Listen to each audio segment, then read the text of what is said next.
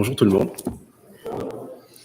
Je souhaite la bienvenue à l'Église réformée baptiste, à ceux qui nous visitent pour la première fois. Et pour ceux que je n'ai pas pu saluer, donc je vous dis un bonjour chaleureux. Et en ce jour de Noël, je vous souhaite de passer un très bon temps au sein de vos familles. Donc le message aujourd'hui est tiré de l'Évangile de Jean. Nous allons lire le chapitre 1 des versets 1 à 18. Donc Jean, chapitre 1, versets 1 à 18, lisons pour la gloire de notre Seigneur.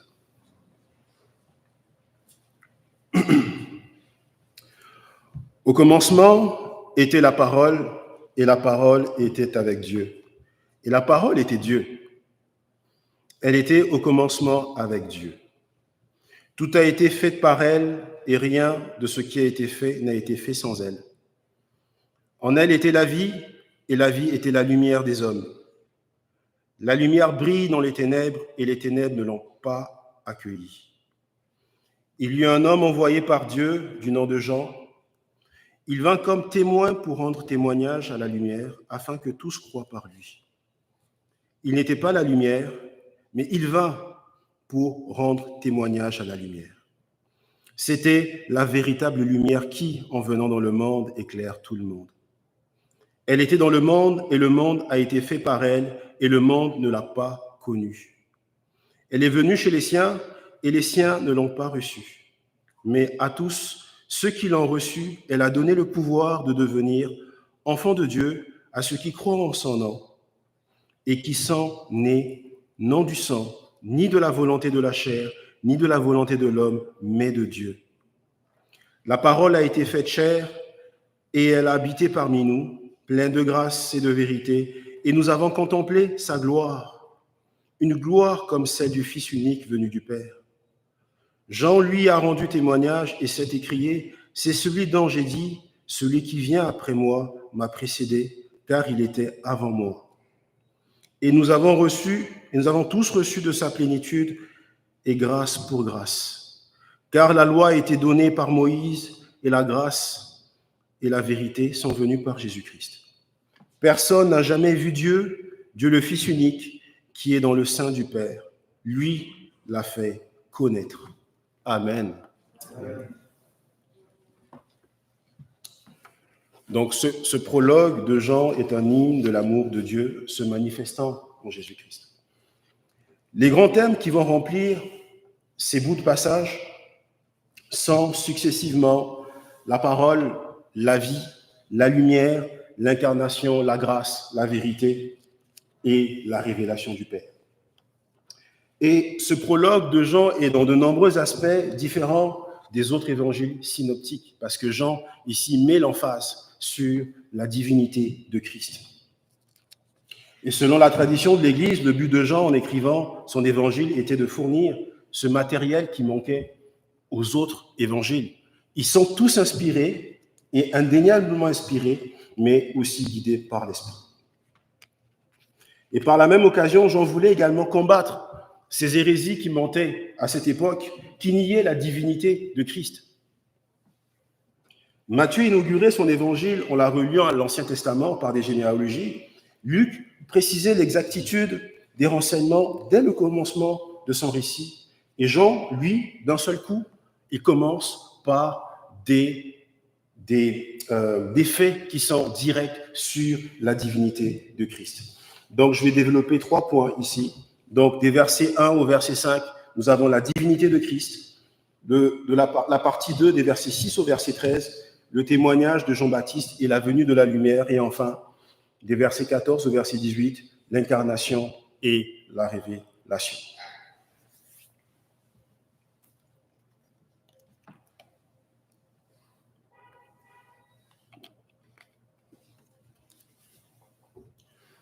Jean 1, verset 1. Donc, Jean commence par « Au commencement était la parole ». Et cela reflète de la manière dont l'Ancien Testament également débute, disant dans Genèse 1, verset 1, « Au commencement, Dieu créa les cieux et la terre ». Et donc, Jean place Jésus là où nous attendons notre Dieu. Au commencement, Dieu, au commencement était la parole. Jean 1, verset 1 nous enseigne la divinité de Jésus sous 3 aspects. À commencer par son être éternel. Au commencement était la parole, donc il existait déjà et il est éternel. Lorsque la création fut faite, Jésus, désigné ici comme la parole, était déjà, donc il existait, il n'a pas été créé.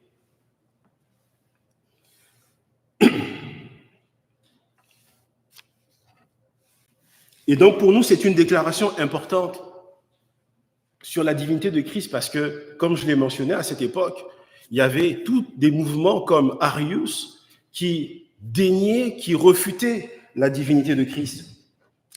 Arius soutenait que Jésus, bien que certainement divin à bien des égards, était inférieur à Dieu. Mais Jean nous dit le contraire. Qu'au début des temps et de la création, Jésus existait déjà. Donc Jésus était Dieu. La parole existait avant la création, ce qui montre clairement que la parole n'a pas été créée. C'est la parole qui a créé toute chose. Et donc la deuxième déclaration de Jean est que la parole était avec Dieu. Et cela nous dit que la parole est une personne qui est entièrement et en relation avec Dieu. Et dans le récit de la création dans Genèse 1, nous lisons « Et Dieu dit à 9 reprises, c'est par la parole de Dieu qu'il a donné naissance à la création. » Jean nous dit maintenant que cette parole est une personne qui était avec Dieu. Donc cette déclaration met en lumière Genèse 1, verset 26, qui dit « Alors Dieu dit, faisons l'homme à notre image. » Et j'en précise que dans les versets 2 et 3 de ce premier chapitre, il était au commencement avec Dieu, toutes choses ont été faites par lui, et rien de ce qui a été fait n'a été fait sans lui, sans la parole.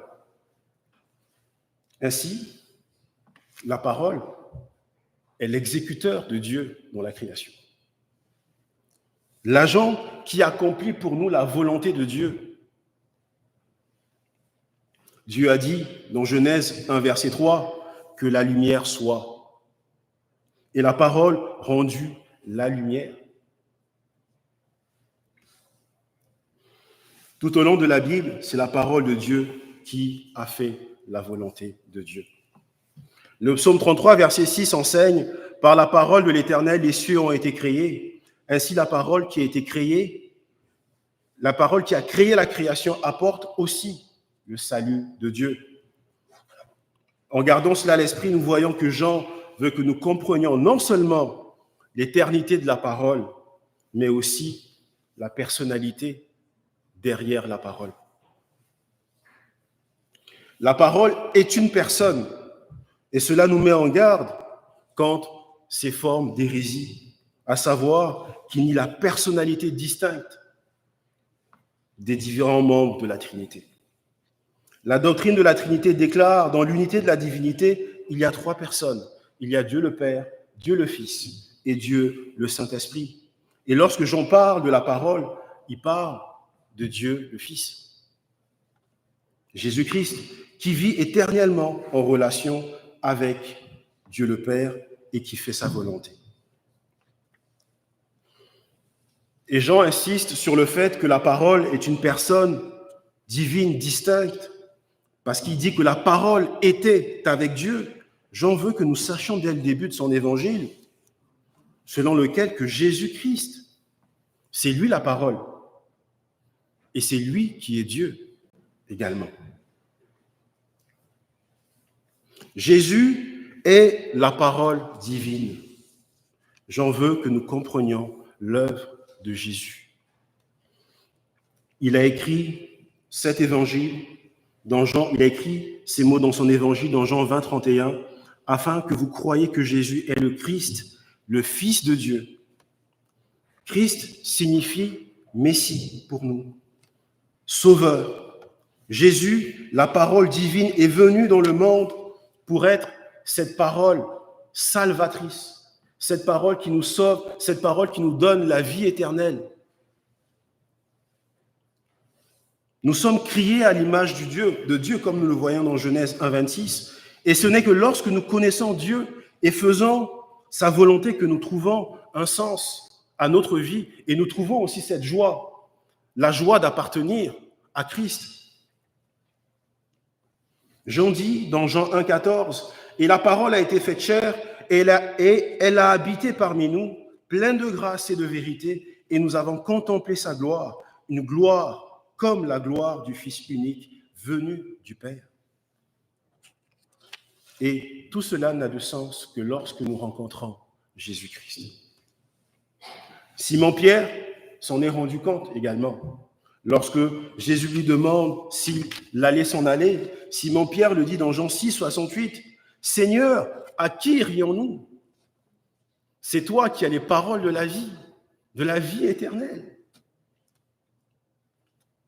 Jésus, la parole, vient aussi comme une réponse aux multiples problèmes que nous vivons dans ce monde, en tant que frères et sœurs, et même dans nos églises aussi.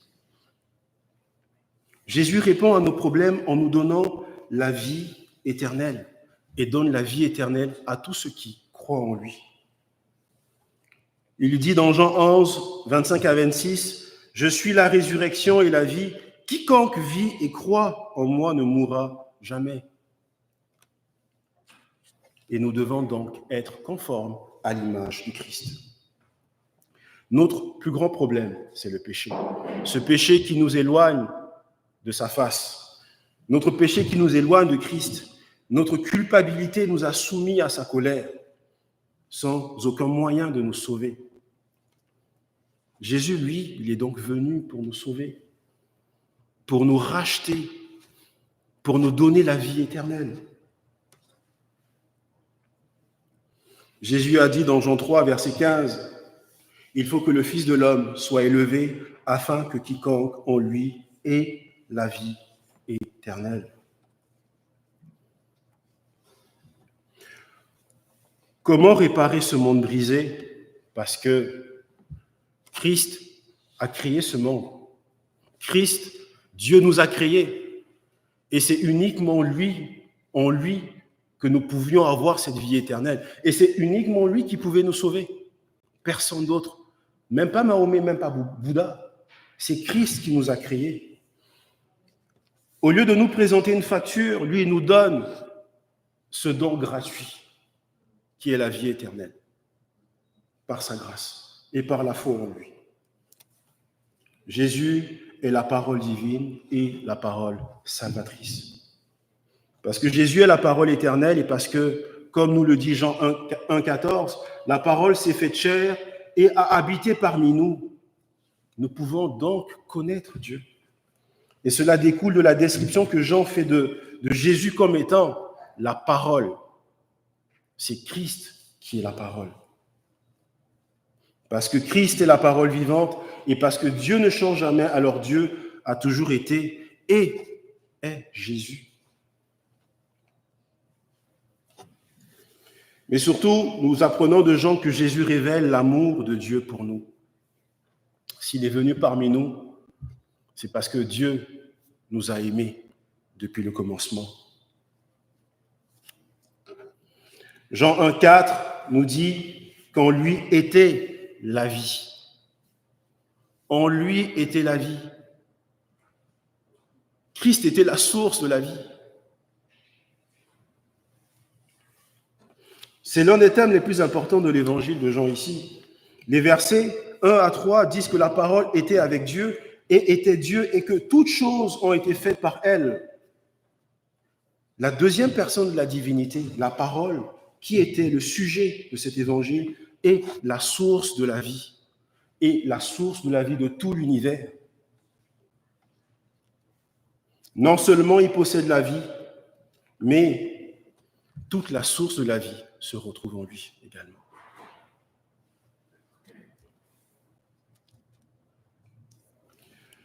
Jean 5, verset 26, « Car comme le Père a la vie en lui-même, ainsi il a donné au Fils d'avoir la vie en lui-même. Jean 3,16, comme nous connaissons, proclame que Dieu a tant aimé le monde qu'il a donné son Fils unique, afin que quiconque croit en lui ne périsse point, mais qu'il ait la vie éternelle. Et nous pouvons remarquer qu'il ne s'agit pas d'une prolongation de notre vie terrestre, mais d'une vie céleste, du moment où Christ nous a rachetés.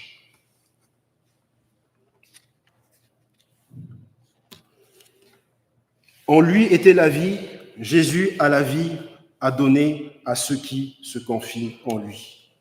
Jean 10, verset 10 nous dit que je suis venu afin que les brebis aient la vie et qu'elle l'ait en abondance.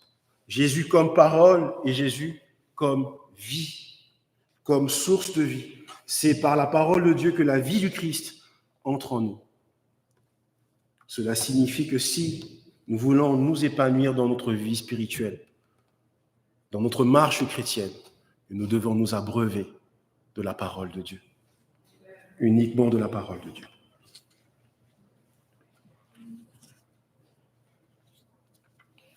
Le psaume 1 parle de l'homme bienheureux. Le psaume 1, verset 2 à 3, nous dit que l'homme bienheureux dont les délices sont dans la loi de l'Éternel et il médite sa loi jour et nuit. Il est comme un arbre planté près des cours d'eau qui donne ses fruits en sa saison. Et sa feuille ne se flétrit pas.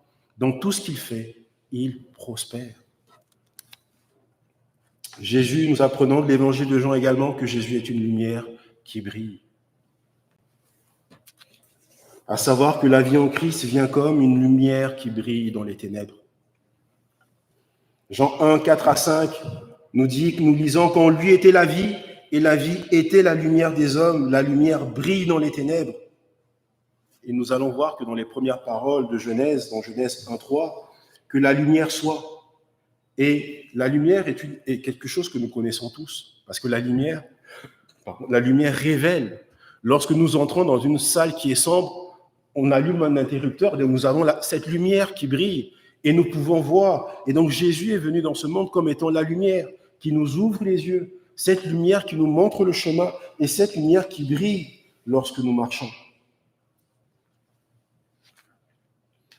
L'homme vivait dans une obscurité spirituelle, ignorant Dieu et vivant dans la superstition.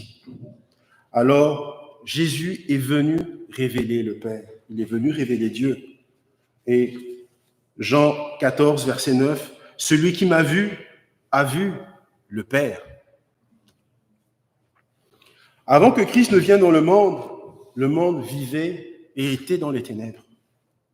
Le monde ne connaissait pas Dieu, mais Christ est venu dans le monde. La lumière brillait devant les hommes, alors les hommes eurent la lumière de la connaissance de la gloire de Dieu en Jésus-Christ. Marcher dans les ténèbres, c'est marcher dans le péché et marcher dans la dépravation morale. Mais la lumière de Christ réchauffe nos cœurs, c'est la lumière de Christ qui nous change. C'est la lumière de Christ qui nous fait passer des ténèbres à la lumière.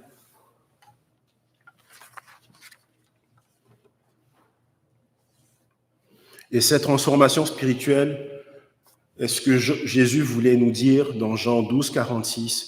« Si je suis venu comme une lumière dans le monde, afin que quiconque croit en moi ne demeure pas dans les ténèbres. » La lumière, non seulement révèle, mais cette lumière nous réchauffe également. Elle nous guide. Nous pensons au nuage de la lumière glorieuse qui a guidé le peuple d'Israël dans le désert pendant l'Exode. Le psaume 109, verset 5 nous dit que ta parole est une lampe à mes pieds, est une lumière sur mon sentier. Et de même, Jésus nous dit dans Jean 8, verset 12, « Je suis la lumière du monde. Celui qui me suit ne marchera pas dans les ténèbres, mais il aura la lumière de vie. » Si vous venez à Jésus-Christ avec foi et que vous le suivez comme des disciples, il sera une lumière pour vous et il vous guidera. Parce qu'il le dit dans le psaume 23, verset 3, « Il nous guidera dans les sentiers de la justice. » Et c'est à cause de son nom. Aujourd'hui, la lumière de Christ brille avec puissance, avec la puissance de sa vie à travers sa parole. Jean 1,4, en lui était la vie et la vie était la lumière des hommes. Et ce grand verset résume également ce que signifie pour nous d'être semblable à Christ. Jésus veut que nous soyons une lampe qui reflète la lumière dans le monde. Il veut que nous soyons cette lumière qui brille dans ce monde qui est corrompu, dans ce monde qui vit dans la dépravation totale. Il veut que nous réchauffions les autres, afin qu'eux aussi recherchent cette vérité en sa parole. Matthieu 5, verset 16, « Que votre lumière luise ainsi devant les hommes, afin qu'ils voient vos bonnes œuvres et qu'ils glorifient votre Père qui est dans les cieux. » Jean 1, 5, « La lumière luit dans les ténèbres, et les ténèbres ne l'ont point reçue. » L'obscurité est le contraire de la lumière. Et donc, si la lumière représente la connaissance de Dieu, les ténèbres représentent notre ignorance spirituelle, notre ignorance des vérités bibliques. Et si la lumière représente la chaleur et la bonté, alors le monde obscur est celui qui est esclave du péché, esclave du mal. Et la lumière de Christ montre notre état de dépravé, nous montre notre péché. J.C. Ryle a écrit que nous apprenons que le Seigneur Jésus-Christ est la source de tout esprit, de la vie réelle et de la lumière. Jean nous dit qu'en lui était la vie et la vie était la lumière des hommes. Il est la fontaine éternelle de laquelle seuls les fils des hommes n'ont jamais tiré la vie. Quelle que soit la vie spirituelle et la lumière qu'Adam et Ève possédaient avant la chute, cela venait de Christ. Tout, Christ est à la base de tout. Christ est la source de toute chose.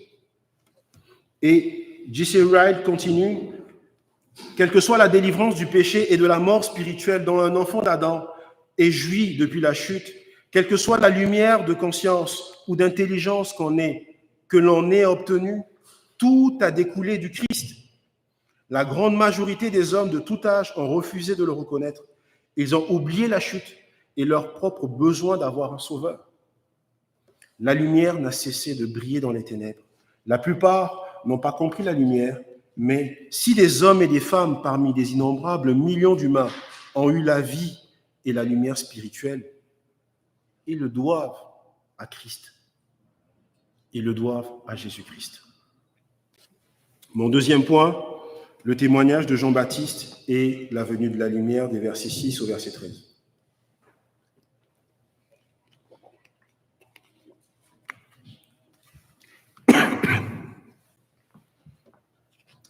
Donc Jean, après avoir commencé son évangile par une déclaration sur la nature divine de Christ, il poursuit en parlant de son précurseur, l'annonciateur, celui qui proclame, Jean-Baptiste. Le contraste entre le langage utilisé au sujet de Jésus et de Jean-Baptiste n'est pas à négliger parce que nous apprenons de Jean-Baptiste qu'il était un messager. C'est lui qui est venu avant Jésus-Christ. Il y avait un homme envoyé de Dieu dont le nom était Jean.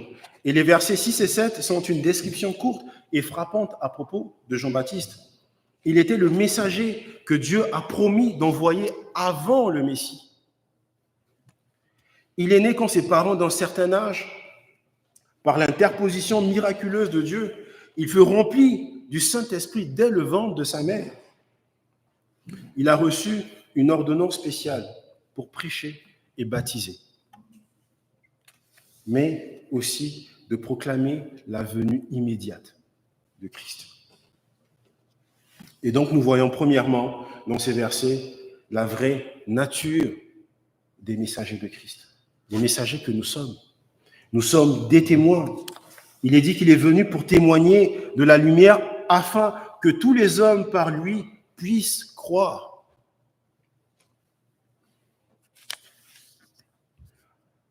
Les messagers sont destinés à rendre témoignage de la vérité de Dieu, en particulier de la grande vérité que Christ Christ Jésus est le seul Sauveur. Il est notre seul Seigneur.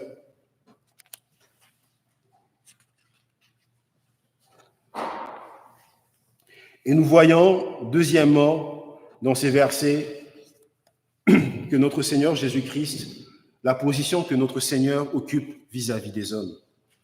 Nous l'avons dans les mots, il était la vraie lumière qui éclaire tout homme qui vient dans le monde. Christ est le centre et la source de toute lumière. Il est la source de la vie. Il est la source de santé, une source de croissance pour nous, chrétiens. Comme le soleil, il brille pour le bien commun de l'humanité, pour notre bien. Mais comme le soleil aussi, Christ est gratuit. Christ est gratuit. La vie éternelle est gratuite. Et nous voyons troisièmement dans ces versets cette méchanceté désespérée du cœur naturel des hommes. Et lorsque Jean dit que Christ était dans le monde et le monde a été fait par lui et le monde ne l'a pas connu, il est venu chez les siens et les siens ne l'ont pas reçu.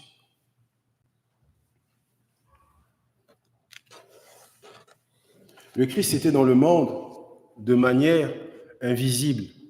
Il était déjà présent bien avant sa naissance sur terre. Il a toujours existé. Jésus existait déjà, ordonnant et gouvernant toute la création. Par lui, toute chose, comme nous le voyons dans Colossiens 1,17, toute chose subsiste. Il a donné à tous la vie, le souffle de vie, la pluie et tout ce que nous avons. Il a toujours gouverné sa création. Romains 1, verset 25, nous lisons que pourtant les hommes ne le connaissaient pas et ne l'honoraient pas. Ils adoraient et servaient la créature au lieu du Créateur. Mahomet, Bouddha et autres, ce sont des créatures de Dieu. Comment pouvons-nous adorer la créature et ne pas adorer notre Créateur ?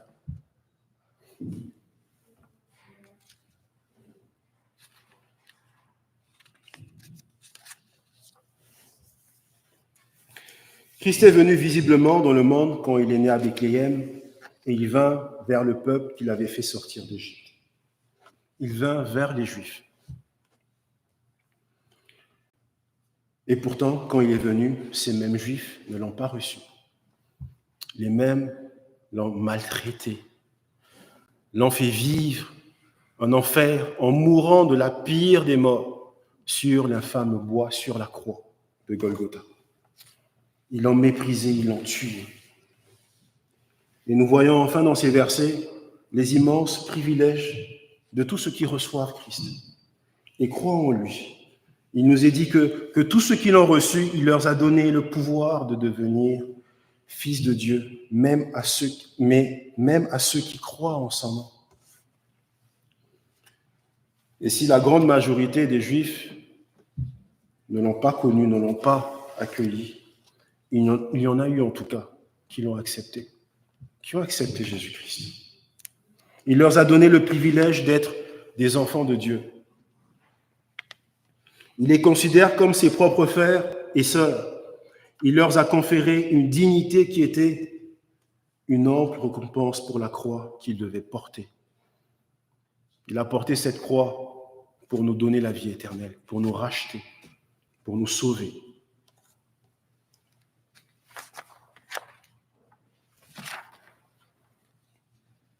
Et donc, selon Galates 3, verset 26, ils sont enfants de Dieu par la foi en Jésus-Christ. Ils sont nés de nouveau par une nouvelle naissance céleste et adoptés dans la famille du roi des rois. Avec le temps, il leur fournit tout ce qui est pour leur bien. Dans l'éternité, il leur donnera une couronne de gloire éternelle. Mon dernier point, l'incarnation et la révélation des versets 14 au verset 18.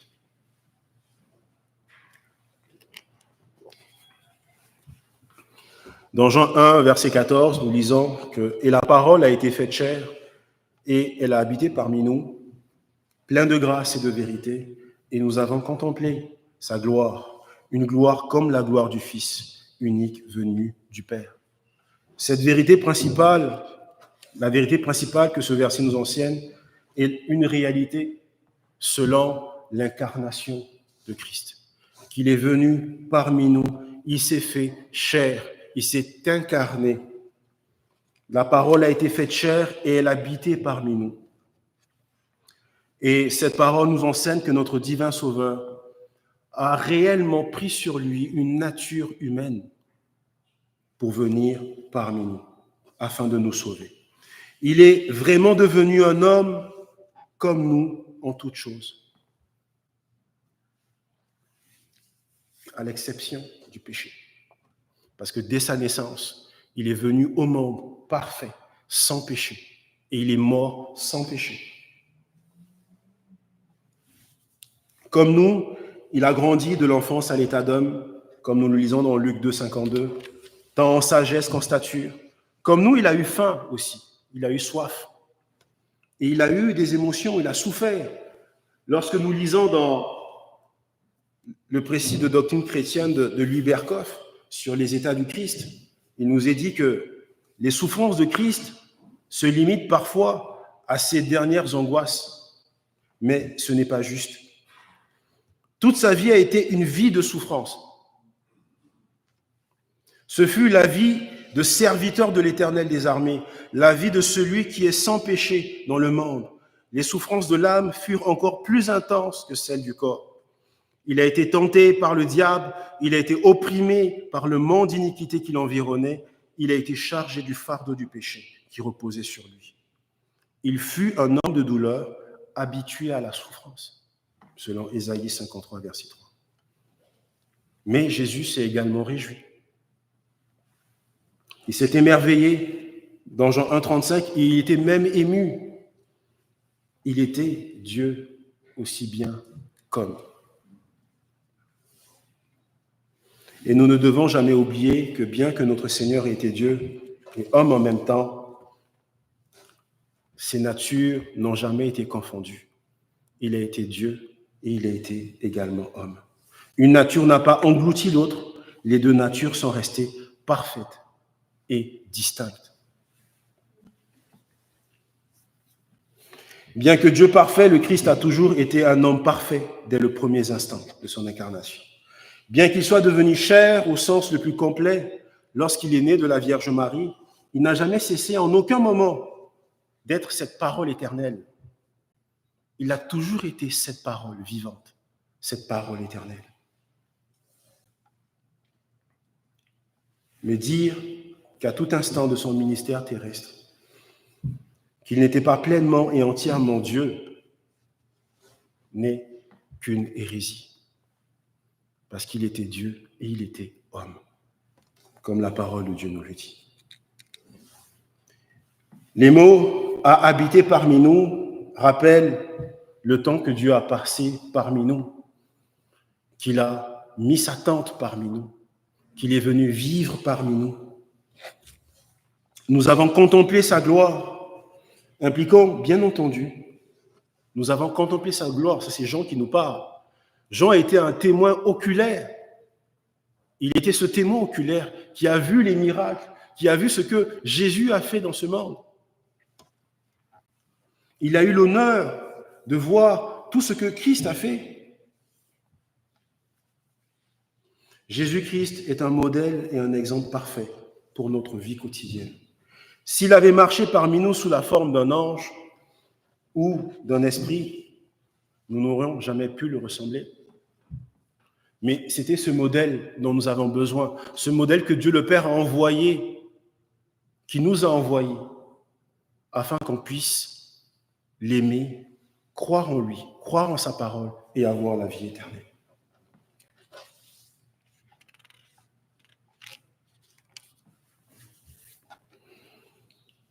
Mais ayant habité parmi nous en tant qu'hommes, nous savons que la véritable norme de sainteté est de marcher comme il a marché.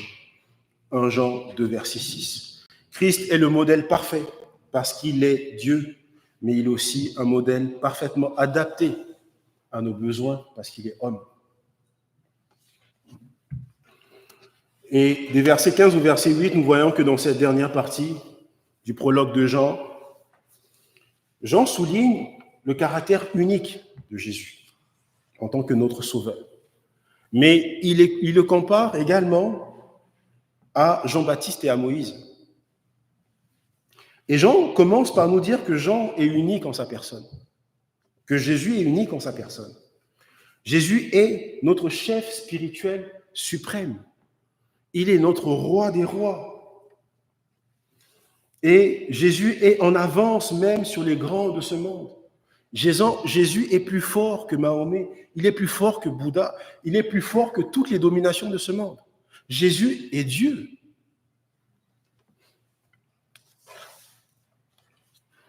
Parce que nous savons que tout humain de ce monde finira par mourir. Et c'était le cas de Jean-Baptiste, qui a terminé atrocement, qui est mort par les mains d'Hérode de façon atroce. Lui qui était un messager, il est mort. Mais Jésus, lui, est mort et ressuscité. Et il vit éternellement à la droite du Père, intercédant pour nous.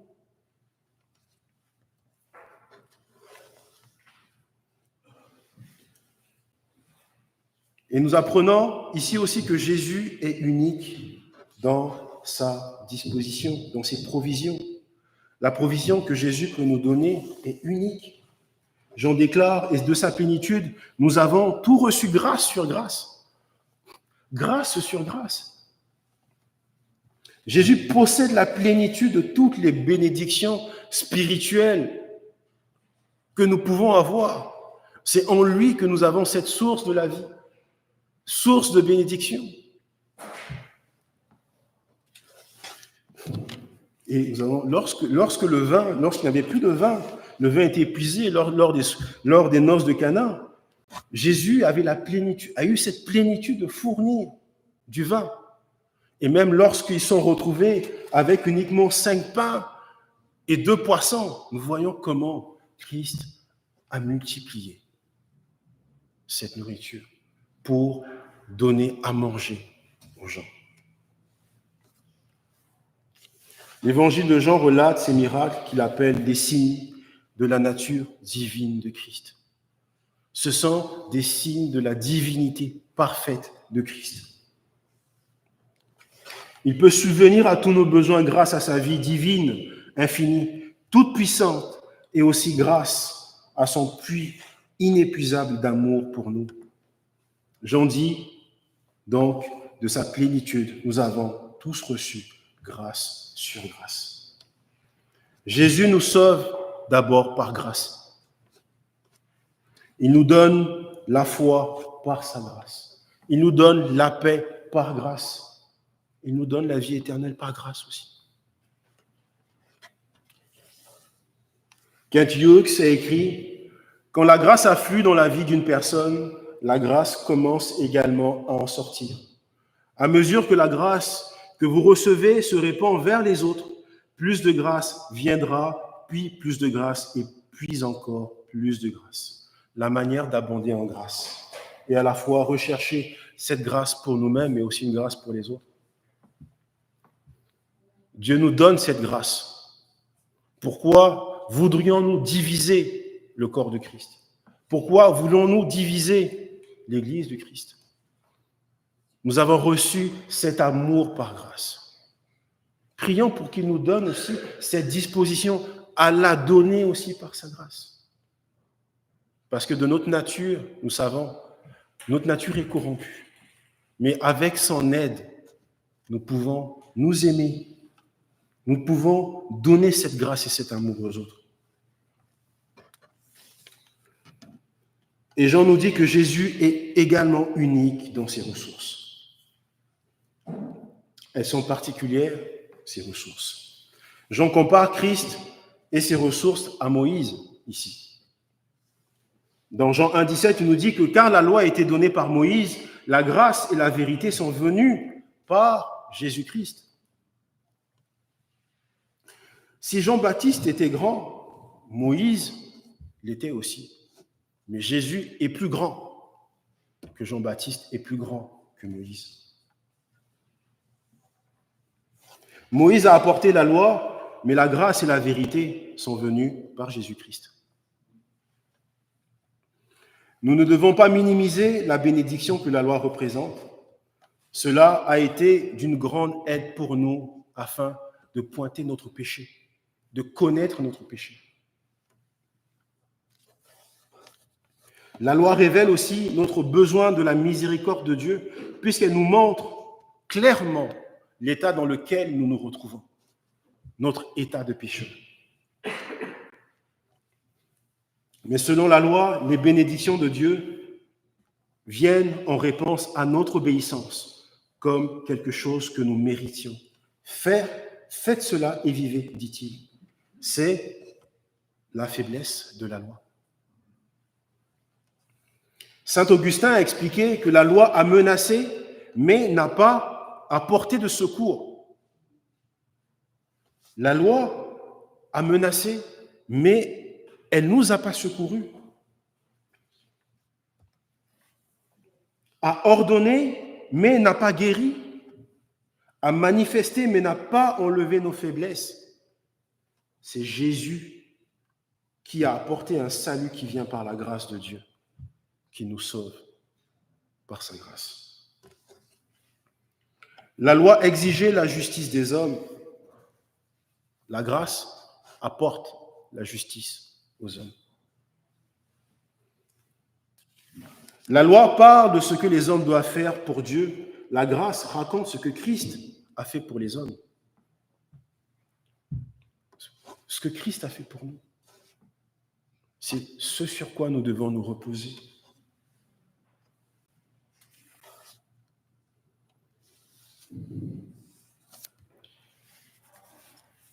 C'est ainsi que la loi et la grâce travaillent ensemble. La loi a été donnée par Moïse. La loi nous convainc de péché et nous envoie la grâce qui est venue par Jésus-Christ.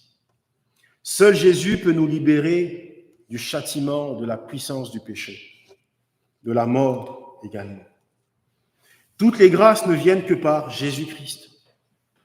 Et avec elles vient la bénédiction de la liberté.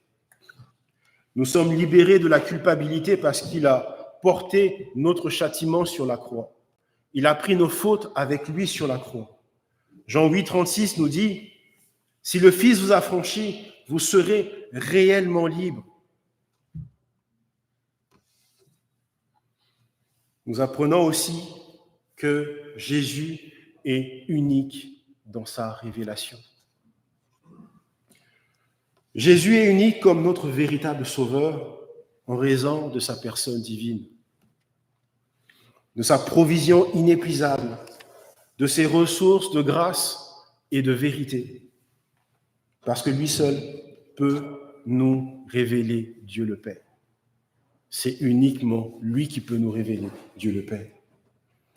Jean souligne dans Jean 1, 18, « Personne n'a jamais vu Dieu, le Dieu unique qui est aux côtés du Père.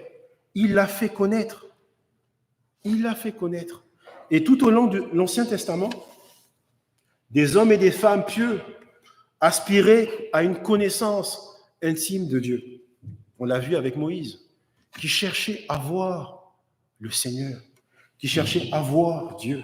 Dans Exode 33, verset 18-20, « Mais Dieu a dit, vous ne pouvez pas voir ma face, car l'homme ne me verra pas et ne vivra pas. » Donc Jésus est venu pour fournir la révélation parfaite de Dieu que les hommes pouvaient recevoir. Jésus seul. Jean le décrit comme le seul Dieu qui est aux côtés du Père. C'est pourquoi Jésus est plus grand que tous les dieux de ce monde. Jésus est au-dessus de tout. Jésus est plus grand que Jean-Baptiste, il est plus grand que Moïse. Jésus est en communion intime d'amour avec Dieu le Père. Et littéralement, comme on le lit dans Jean 1, 18, il est dans le sein du Père. Il est donc celui qui peut nous montrer Dieu. Jésus donne une révélation complète de Dieu dans ce qu'il a enseigné et dans ce qu'il a fait. Pour savoir à quoi ressemble Dieu et ce que Dieu veut pour nous, nous avons seulement besoin d'étudier davantage sa parole, de nous délecter de sa parole, de vivre de sa parole. Et c'est pourquoi Jean l'appelle la parole. Dieu parle en lui de la manière la plus claire et la plus limpide. Et en cette période de Noël, cette période de la Nativité, c'est ce dont nous avons besoin, le plus besoin, et ce que nous devrions tous rechercher avec le plus de ferveur, le plus d'ardeur, c'est de connaître notre Dieu, de connaître Jésus-Christ, de nous l'approprier, de vivre pour lui, de marcher avec lui. Jésus est unique en tant que notre sauveur. Il est le sauveur de tous ceux qui recherchent un véritable guide à suivre. Nous n'avons pas de modèle dans les hommes de ce monde. Le seul modèle que nous avons, c'est Jésus-Christ, qui est le Fils du Dieu très haut.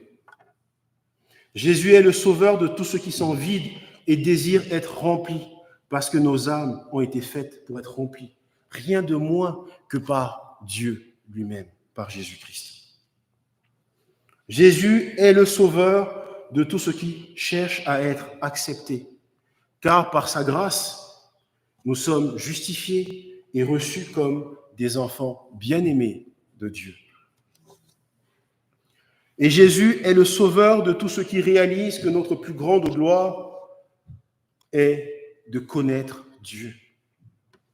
Pour tout cela, Jésus est notre unique sauveur.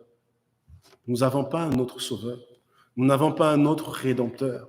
Nous n'allons pas avoir une autre personne qui viendra pour mourir pour nos péchés. Mais Jésus-Christ, lui, l'a fait. Et il nous donne la vie éternelle par son sacrifice. Alors, posons-nous la question. Est-ce que Jésus-Christ est notre sauveur? Il le sera si nous faisons maintenant confiance. Si nous le faisons maintenant confiance. Nous nous abreuvons de sa parole.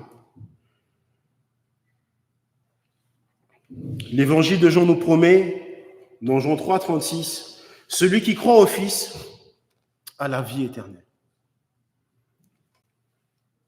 Jean 1, verset 16, « De sa plénitude, chaque croyant a reçu grâce sur grâce. » Si Jésus est la parole divine et salvatrice, alors rien n'est plus important pour nous que notre relation avec lui. Rien n'est plus important pour nous que de marcher avec lui. Rien n'est plus important pour nous que de le servir, de ne pas nous servir, mais de le servir lui. Marcher à la lumière du Christ est la seule façon de vivre dans la puissance de son salut. Jean 12, 46, nous lisons « Je suis venu dans le monde comme lumière, dit-il, afin que quiconque croit en moi et ne reste pas dans les ténèbres. Cette lumière brille toujours et grâce à elle, nous pouvons voir et avoir la vie éternelle, la vie abondante, la vie en Jésus-Christ, notre seul et unique Sauveur. Faisons donc de notre devise les paroles auxquelles l'apôtre Pierre a conclu sa deuxième épître dans 2 Pierre 3, verset 18.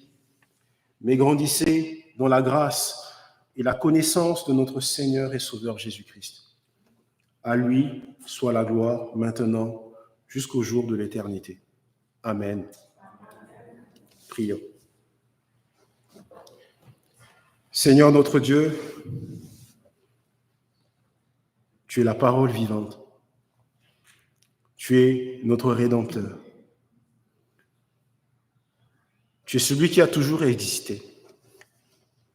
Tu es celui qui nous donne la vie éternelle. Seigneur, nous te prions par ta grâce, parce que tu es bon, tu es amour, Seigneur, d'incliner notre cœur pour ta parole.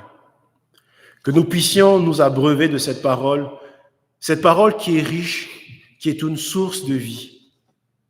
Cette parole qui brille dans nos cœurs, cette parole qui nous montre le Dieu tout-puissant que tu es. ce Dieu divin et ce Dieu qui est à la fois homme, venu parmi nous, qui s'est fait chair, qui est mort pour nos péchés, afin que nous ayons la vie éternelle.